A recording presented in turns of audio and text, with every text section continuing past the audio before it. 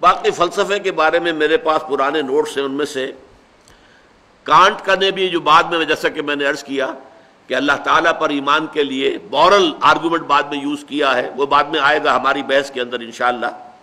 لیکن appearance and reality یہ بڑی ایک مارکت الارا کتاب ہے بریڈلے کی. یہ برٹش فلاسفر تھا، بہت ہی اونچے معیار کا. اس نے فلسفہ کے بارے میں بڑی پیاری بات کہی ہے. Philosophy is the name of finding bad reasons for what we believe on instincts.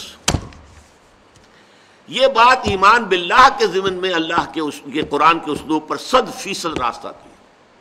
اللہ کا یقین ہمارے اندر ہے، ہمارے وجود میں پیوست ہے، ہماری روح کے اندر ہے، صرف پردے پڑ گئے ظہول کے.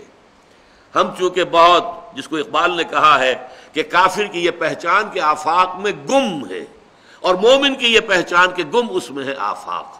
جب انسان آفاق کے اندر، اس میٹیریل ورلڈ کے اندر اپنی ضرورتیں یا تعیشات، ضرورت سے آگے بڑھ کر معاملہ چلتا ہے، تو پھر یہ ہے کہ کچھ اور چیزیں ہونی چاہیے، کچھ اور ہونا چاہیے، حل من مزید ہے. یہ جو جوڑ الارض ہے یہ ختم نہیں ہوتی.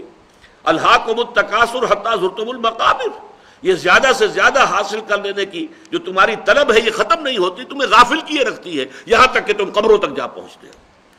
آپ دیکھتے ہیں بڑے میاں جو ہے وہ صاف نظر آ رہا ہے کہ قبر میں پاؤں لٹکائے بیٹھے ہوئے ہیں، لیکن ہوس ختم نہیں ہوتی، لالچ ختم نہیں ہوتا.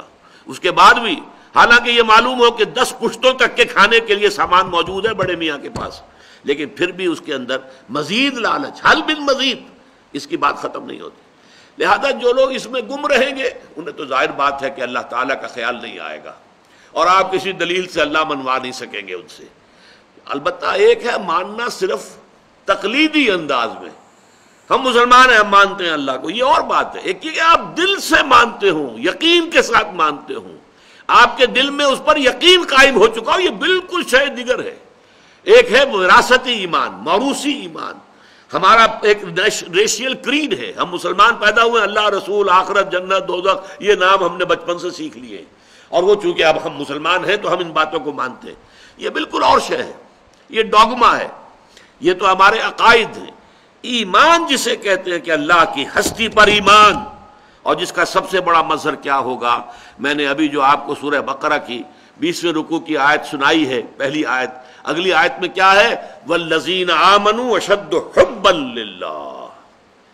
جو لوگ ان آیات آسمانی، آیات سماوی، آیات ارضی، آیات انفسی، آیات قرآنی کے ذریعے سے اللہ کو پہچان لیتے ہیں، پھر ان کی محبوب ترین ہستی اللہ ہوتا ہے. اشد حبا للہ، ان کی محبتیں پھر مرکوز ہو جاتی ہیں. محبتیں ہیں، اولاد کی بھی ہے، ملک کی بھی ہے، وطن کی بھی، یہ سب تابع رہ جائیں گی. ان تمام محبتوں پر سب سے اونچی محبت اشد حبا للہ، یہ ہے اصل ایمان. جب تک کہ انسان کی زندگی میں محبوب ترین ہستی اللہ نہ ہو جائے، حقیقت ایمان سے اسے کچھ حاصل نہیں ہے. بارک اللہ لی ولکم فی القرآن العظیم ونفعنی وإیاکم بالآیات والذکر الحکیم.